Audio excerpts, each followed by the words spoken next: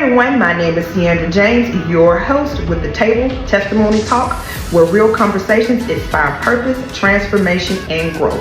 On today's segment entitled The Change Table, y'all, this is one that we had to delve into because how many of us know that change is very uncomfortable and for some fearful because some people fear what they do not know.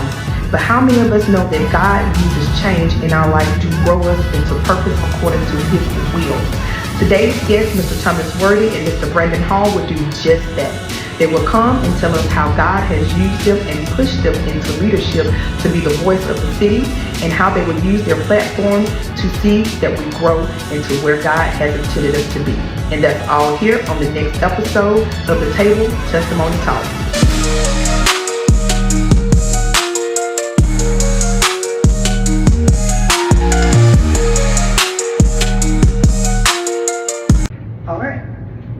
Welcome everyone, I'm Ciandra James, your host with The Table Testimony Talk, and I am here with two of my favorite people, Mr. Thomas Worthy and Brandon Hall.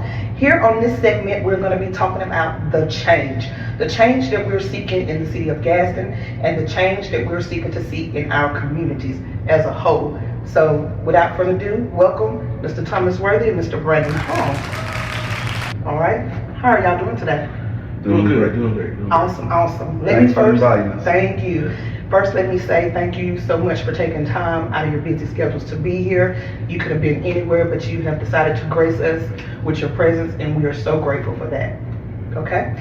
So what I want to do is, to not prolong it, we want to jump into like the meat and potatoes of it. And so I want you to, as you will, tell me a little bit about yourself and who you are, and then your standpoint on why you are seeking to run for the mayor of the city of Gaston. Okay, thank you. My name is Thomas Worthy, and I'm running for the mayor of the city of Gaston. My qualifications are I have an associate degree in criminal justice from Gaston State.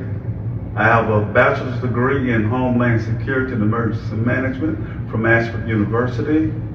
I've sat on the city council for 8 years.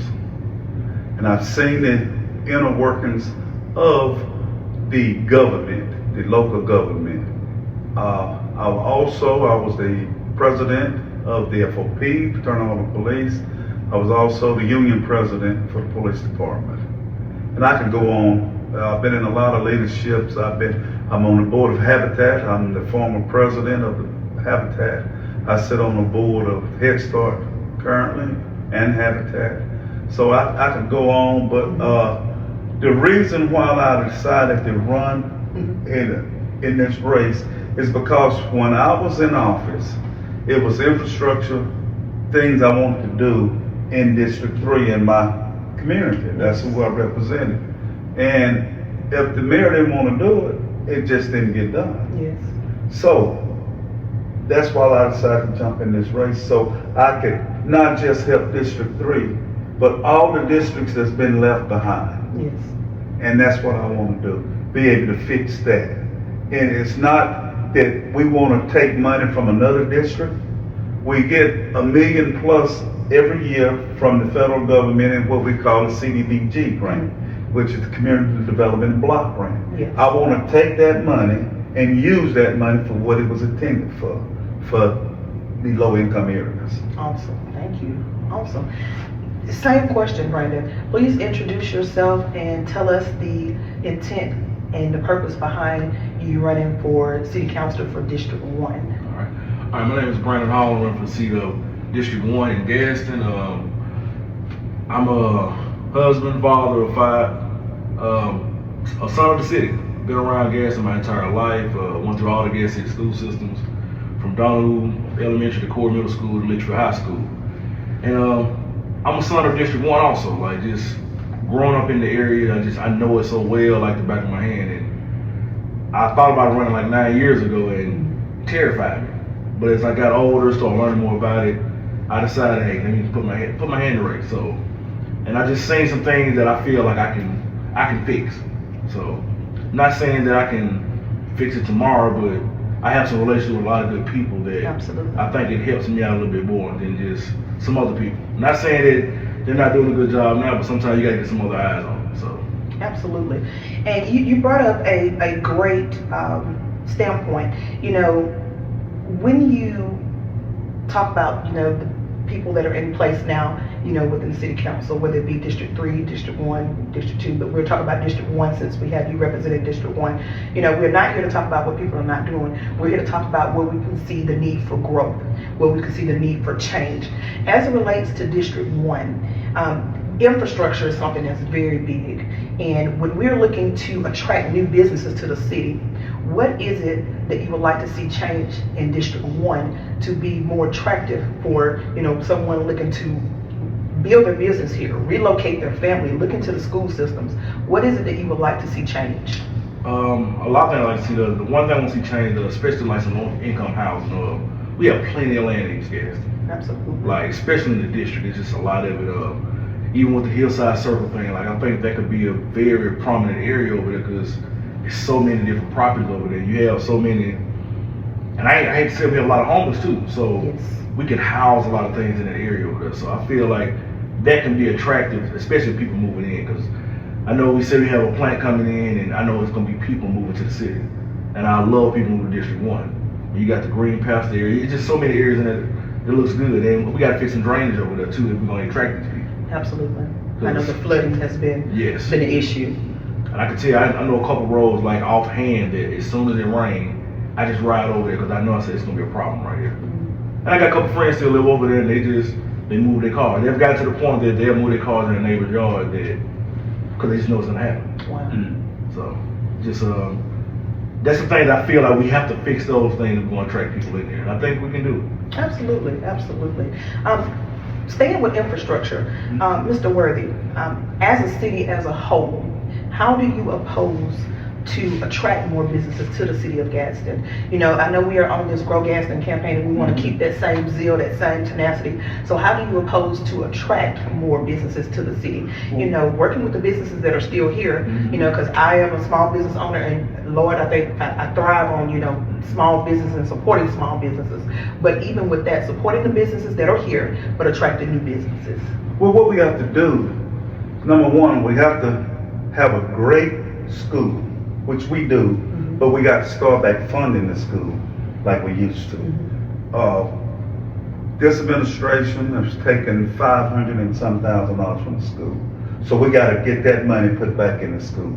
Because when a company wants to come here, that's what they look at. Absolutely. They look at the school, they look at the crime rate. Yes. You know, we got to get the crime rate down. You know, we have to be able to keep police officers. We still have a big turnover with police officers. And part of it is because of the way they're being treated. Wow. You know, not from outside, from inside. My Lord. Well, we'll go into that later. But we have to do a better job in doing better tax breaks to get businesses to move here. Absolutely. Now, I'm not for giving them money like they're doing now for this hotel. You know, they propose to give them 1.5 million, then another 1.5, then another 1.5. We always gave just tax breaks. Yes. But we have to make the red tape, the regulations and stuff easier for people to start a business. Absolutely. Here, because I've been talking to business owners and people that want to start businesses, and that's what they're telling me. You know, so we can go in and we can look and tweak. We don't have to overhaul everything. We just got to go in there and tweak it. And then and another thing I want to do is start an economic incubator where we can help these young entrepreneurs to come in and help them start their business. Absolutely. And I think that's a win-win. You know, and just like I want to have a full-time grant writer to write grants. You know, I proposed that before when I was in office. And they said, no, that won't pay for itself. It will. Yes, it will. It will. So the Because city right now doesn't have a full-time grant writer? not dedicated to write grants, finding grants. You know, when I don't know if they probably changed it now, but when I was in, each department wrote their own grants. You know, you got police chiefs in there that are trying to write a grant, and they need to be doing something else. So, I know they have different. When this new administration came in, he brought like 6 or 7 new people with him, so I'm sure one of them may be writing a grant. I don't know if it's full time though. They do different stuff. Okay. But yes, that's what we have to do. I love that. You touched on one thing that I would like to go back to, and that's talking about the safety in our community. That's typically going to always be number 2 on the list. Of course, in some retrospects, we could say number 1. Yes. Because if it's not safe for me to bring my kids here, I'm not even looking to move here. So Exactly. let's touch on that safety. And the quality of life also. That's the top 3. Quality, we'll say schools, it's interchangeable with crime reduction, and then quality of life. Absolutely, because I need to know that I can afford to live here Exactly. and stay here and pay my bills when I get here, and looking into relocating a family. So we'll talk about, and Brandon hit on it a little bit as well. So with new industries coming here like Mint, great pay. I'm very pleased with that and the direction that we're going with that. And even in the district, it is a need over there in that community as well to bring something. But as it relates to the safety standpoint, where do you feel the biggest need in the city is for safety now? I know that a lot of people feel like their, privacy is being, proposed with the flock cameras. Now, me personally, I'm for them. That can make or break a case when you're looking for, vehicles and things like that, for me, it's a deterrent for people committing crimes. And that's It's just definitely me. a deterrent. But what, as a city, can we do and what needs to be proposed to help combat crime here? Number 1, I would love to look at doing a camera system like Oxford, Alabama. If you go to Oxford, they know you there. Wouldn't it? Yes, sir. They do. So, and it's not to spy on anybody. It's for crime reduction. If you have a robbery over here and then the vehicle leave going that way, that camera can pick it up. If somebody have a shooting somewhere, you got to go down one of these roads where the cameras would be located, and we could solve a lot more crimes. And then that would deter crime. Absolutely. But also we have to get these young people, we got to get them educated in skills. They can go to Gaston State Community College for free to get any skill they want. HVAC, electrical, carpentry work, welding, any of that. For free. For free. For free. And then you talked about the Mint company that's coming here. From what I understand, that's automotive parts. So we have the technology building over there for automotive workers, so they could go train over there and be qualified. So when they get here, because it's gonna take a minute for them to get here, Yes. because if they go into the steel plant, we have a lot of it needs to be cleaned It up. needs to be cleaned up. Because there was a lot of chemicals and stuff left from when Gulf State Steel was there. So, and you can use Superfund money to clean it up. Okay. I like that. So going back to our youth, and Brandon, I asked this question of you. How do we impose, or how can we get youth more engaged? Even in this voting election, let's just talk a little about the numbers. We have about 3,500 young adults ages 18 to 35 that did not vote. How do we, and I guess it's a 2-part question, how do we get those young adults, registered to vote and voting, and to get youth more engaged in the city? What are some things, whether it be workforce-wise, and you just talked about it, educational-wise and recreational-wise, that we can do to make it more attractive for our youth to want to stay here in the city of Gaston? Well, it's come to voting. I talk to my friends about this a lot. Back when we was in high school, we had a lot of things on TV that said "Rock the Vote, Vote or Die." Yes. I You remember had that. all the rappers and everybody pushing it. Then when social media came, it stopped. But I said, wonder why it stopped. And I noticed that it was always in low-income areas because you don't see those things anymore. You don't see the signs. But I understood why, because if low-income areas don't vote, they don't have to worry about them. We can control what they got going on. Absolutely. So Absolutely. you just have to find a way to let them, give them a voice. So sometimes I talk to a lot of kids and they say, I feel like my vote don't count because every time I do vote, this happens. Wow. And I was like, They said I voted for a president, I didn't get the president I wanted, and I know all of us voted. My Lord. So it's kind of hard, and when you're a kid, you're not understanding that you got electoral college, you got this. So I always explain about local government. I said, because it affects you immediately. Yes. I said, Absolutely. your mayor, your council, it affects you right then. So they said, well, I'm gonna vote in this election, and if it don't go the way I want it to go, I'm not voting. Not voting again. Wow. So I talked to some other people, like my sister in the civic committee. They have a thing this past Saturday that they're teaching people about government, because the biggest thing a lot of them don't know They about. don't know. Right. Because in school we had a whole like semester of Government. Yes. We had a whole semester of it. And I don't know if they do it in school now, but I know they're not required to get registered. That was part of our grade. That was part of our grades. We had to get registered. get registered, So I so- remember that. Yes. And then like I looked at the list of the 3,200 people that's registered to vote, that's not voting. They said they just don't feel like it. They feel like one guy said, he said, if I leave my job, they said they're gonna give me a write-up for leaving to go vote. I'm like, no, that's illegal. That's illegal. I said that's illegal. You have to know your rights. But a lot of them don't know. Wow. So I think it's up to, I really say it's people our age, like in the 40s and 30s, to like educate them about, hey, you need a little law of this. You can go vote. You can, and it's not part of your lunch break either. Like you have a whole hour. A whole hour. Actually, I think you get 2 hours to make sure you go vote. But you got to come back with all the right things so that you vote. So we just got to continue to educate, have events so they can come, because sometimes you tell them to come to a forum, they're not coming.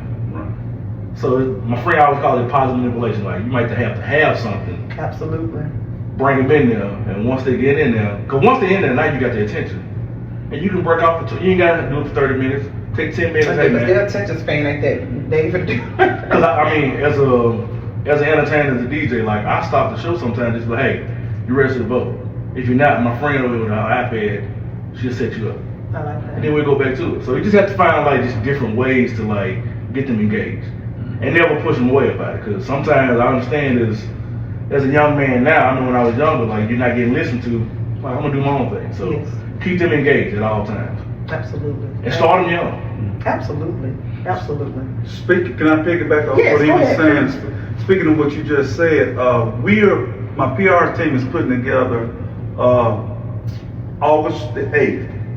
It's the Saturday before school start back. We're gonna do something at Carver Community Center. We want to get 3 young rappers, to come down, and we have a little concert, and we can get the young people out, and then we can have people there to, even if they ain't registered to vote, it may be too late for them to vote it August the 25th, but we can get them registered to vote for the upcoming election in November, the midterms. So, and we can engage them, and we can talk to them, and that's what it's about, because like you said, they're not gonna come to a forum, so we can get them out there, and we can talk to them and try to educate them. Absolutely. Meet them where they are. So Right. what is the last date to be able to register to vote in this upcoming Today, today? Wow. 26th Wow. On a Sunday. on a Sunday. Wow. But while we're speaking of that, you can go You got the 12 and o'clock. vote Okay. absentee.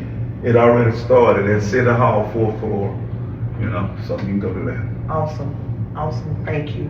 So this question is going to be, and I mentioned it, but when we talk about our youth, because y'all, to me, when you don't have youth in the community, and it's just like the church, you have a dying church or you're going to have a dying city.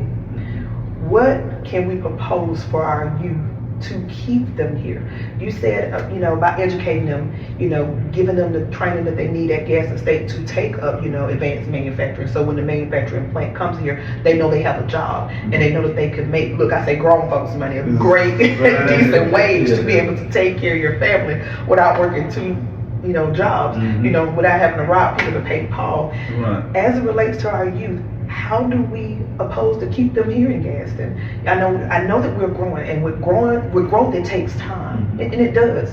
But for a younger, person that's graduated high school, let's say just graduated in, May, how do we oppose to keep them here in the city? How do we make it more attractive, not just for businesses, but for people to want to stay here? So when the businesses come, we have them trained, and we have them where they want to stay here to be able to, keep growing the city. One thing we can do is, it falls back on infrastructure into every community. In the low income areas, then we clean up the block. We pave the roads and we make it look presentable. And then, you know, while we are doing that, because it's going to take time, It's gonna take time. you got to sit down and listen to the young people and see what they want. And then we can go from there. You know, we can put a plan in place. You know, even though we are talking to them now, but once we're in office, then that gives more weight to it. We can get the churches involved. Absolutely. You know, we can try to get all the pastors, and Lord knows I've been trying to do that. When I was a city councilman, when I first ran, we tried to get all the pastors to come together. And that's what it's going to take. It's a whole village. It is. And it's gonna take the You know, village. and not just black, but white too. Absolutely. All of us got to come together. Absolutely. You know, we all came over here on different boats, but we all in the same boat. We're in the same boat. And it affects us all. And if we go bankrupt, if this city go bankrupt, the have-nots that don't have it now, it's not really not gonna have anything. We're not even gonna be able to get the crumbs. And that's where we're headed. We're in so much debt now that our children will be trying to pay for it. My Lord. And right now, we don't have new revenue coming in. And it's gonna be $900,000 a month for that debt service, just on the one that they just received, the $140 million bond issue for that athletic facility over there. And then we're already spending $11.6 million to service the debts of the other debts that we already incurred. Wow, my God. So when we talk about bringing revenue in the city, I know everybody always think about new businesses coming in. What are some other things that need to take place to be able to generate income for the city?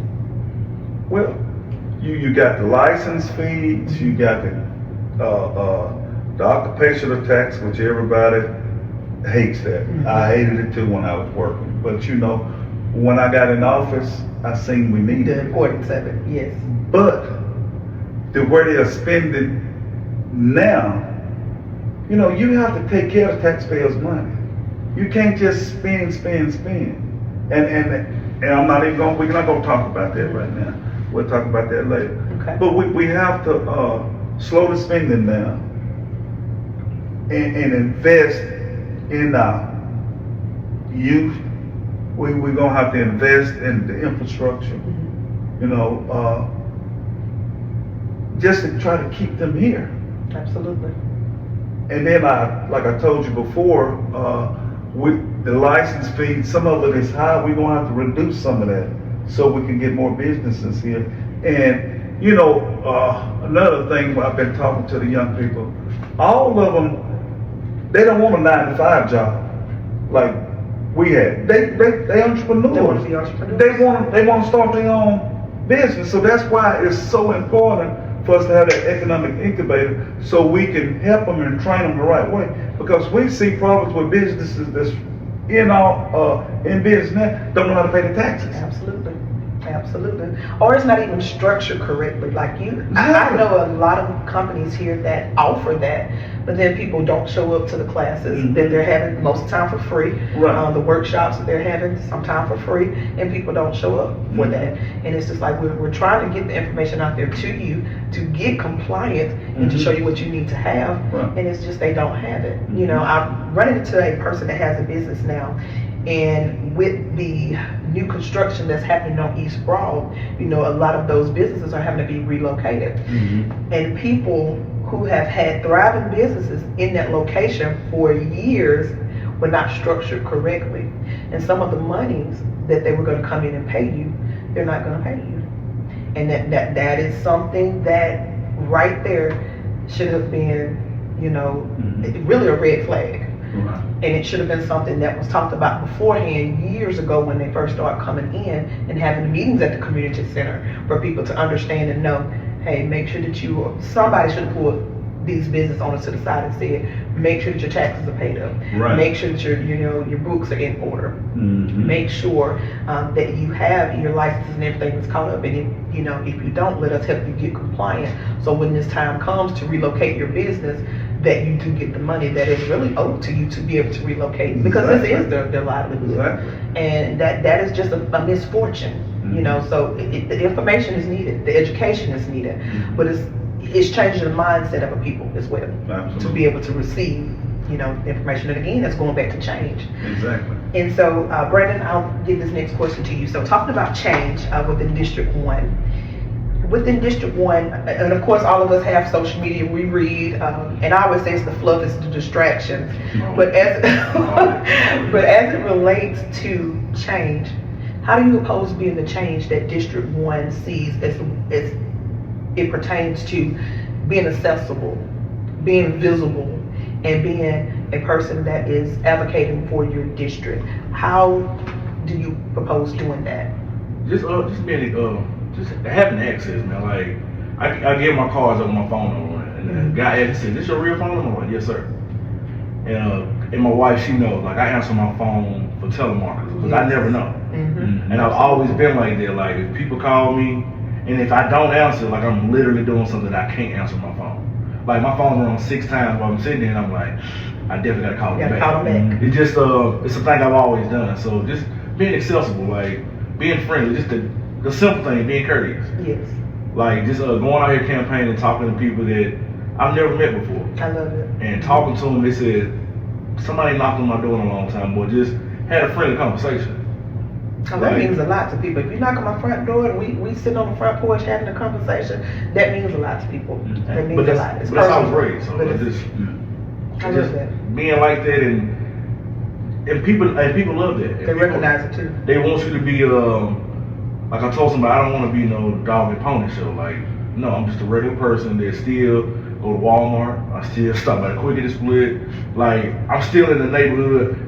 Started talking to guys about getting their haircuts in the same neighborhood. It was like I said, this is the best barbershop on East Broad. Like still being able to walk around and park my truck somewhere and I can walk around the neighborhood because I know where I'm at. Mm-hmm. Like that stuff right there, people cause I love it. Like I like meeting my own people. I like seeing this. So Absolutely. we just gotta be accessible. That's all. It's Thank simple. you. I love that. I love that. So not exactly the same question, Mr. Worthy, but as a mayor, of course, you have to be visible to all of your constituents, so to every district. Right. So how do you oppose to, not saying the mayor that we have now, but we're talking about you, how do you, in your role, foresee being a mayor that is approachable, visible, seen? How do you represent the people of your city? And that's for all of us, to put our best interests at hand, but to represent all of us fairly. How do you propose to do that? I will have a real open door policy. Now, if I'm busy, sometimes I'm not going to be able to meet with you. Absolutely, and that's understandable. But most of the time I should be able to meet with you, okay? And then every quarter, we're going to have a meeting. We'll have like a town hall meeting, and we'll do it in different locations in the city. So to give everybody a chance to come out and talk and ask me questions. Hold me accountable. Yes. I don't mind you holding me accountable. I want to be held accountable.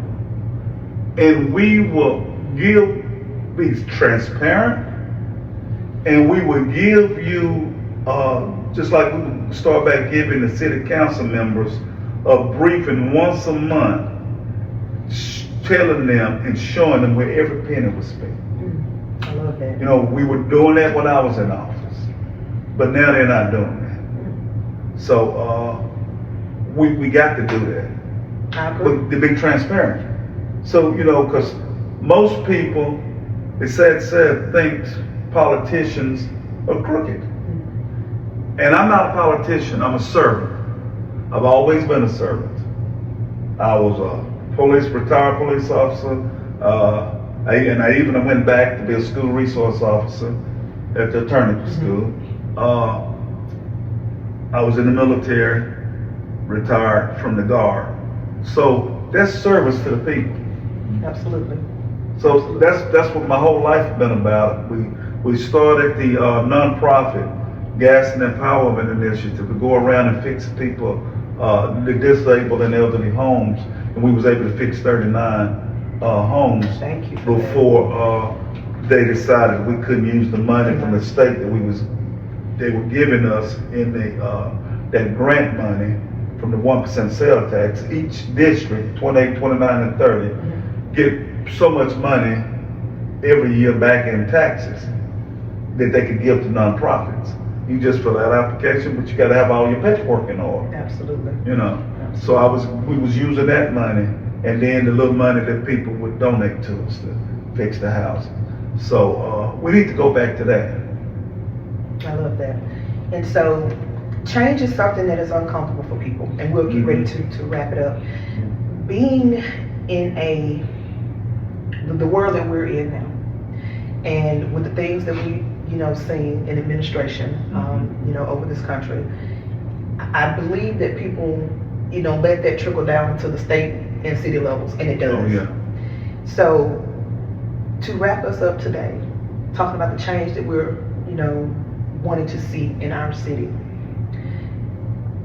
let the constituents of Gaston know what it is that you are opposed to do if elected into your position. And then Brandon, I'll let you answer as well. When I'm elected, when I go into office, one of the main things I'm going to try to do first is restore the money to the Board of Education. Number two, we're going to take the CDBG money and use it for what it was intended for, the low-income areas. And we will partner with private partners along with public funds to even do greater things in these low-income areas. And that's going to bring pride back to those areas. Then you'll be able to see people going picking up trash. Absolutely. They won't, because some people come by and they just throw their McDonald's or Burger King out the window. So hopefully they'll stop doing that. Absolutely. And that's what I want to do. I want to reassure the police and the fire department that you have somebody that knows exactly what they're going through, because I've been there. And I would not bully them. I would not try to, and my promise to them is not to get rid of the Civil Service Board, because we need the Civil Service Board. Because we don't want someone that's in that mayor's office that's want all the power. See, the power should be distributed between the mayor's office and the city council. And the city council needs to start holding the mayor's office accountable. Absolutely. Absolutely. And I can go on. I know you don't want to hear all the rest. Because it's a lot. It is a It's a lot. lot. It is so much going on in this city, and we're so much better than what's going on. Now, he's doing a good job entertaining. We're doing a lot of entertainment. But what is that doing for your community? What is that doing to get a road fix, a drainage fix? You deserve better. Thank you. Thank you so much for that. Same question to you, Brandon. My biggest plea, I just want to bring pride back to I hate to say East Gaston, but it's East Gaston. Yes. I remember it was a time growing up there that walking through the neighborhood was cool. Like I was walking through the other day and I went to see the popcorn lady. I ain't seen her forever. Like I ain't got a popcorn ball in years. Oh my goodness. And I just happened to walk by there and it gave me like memories of like me and my buddies riding on our bikes and just to get a popcorn ball. Yes. So I want to bring that pride back to these guys, because even to picking up trash, like sometimes I just pull over and just pick up trash, because like you said, throwing the McDonald's thing out the window, I used to be that guy. And I watched some guys picking up trash one day, and they was in jail, but they was picking up trash. I said, it's probably my bag over there. And it made me feel real bad. Like, Yes. So I stopped doing it. So if I see people do it, like I just pull it, like, no, we can't do that no more. So I just want to restore pride back in these guys, and just because I'm proud of where I'm from. I've been all over this place. I've been all over the states, out of the country, and that's where I'm from. So I'm from East Gaston. I'm from Gaston, but I tell them specifically East Gaston, like, because that's what raised me and made me the man I am. So to be here and still be a part of that community, I want to do whatever I can to help. Like I say, when I'm elected, but if I don't get elected, I still want to be just as a part of it, like I am, like when I'm running right now. So Absolutely. that's all I want to do. Awesome. Well, gentlemen, thank you so very much Thank for you. being here. Thank you for your time. Thank you for giving us a more in-depth look about your platforms and your role as far as what you are planning on doing for our city to move us in a different direction and to just move us into growth. And so that is our time here on the Table Testimony Edition. Again, I'm your host, Ciandra James. Thank you so much for tuning in, and we'll see you guys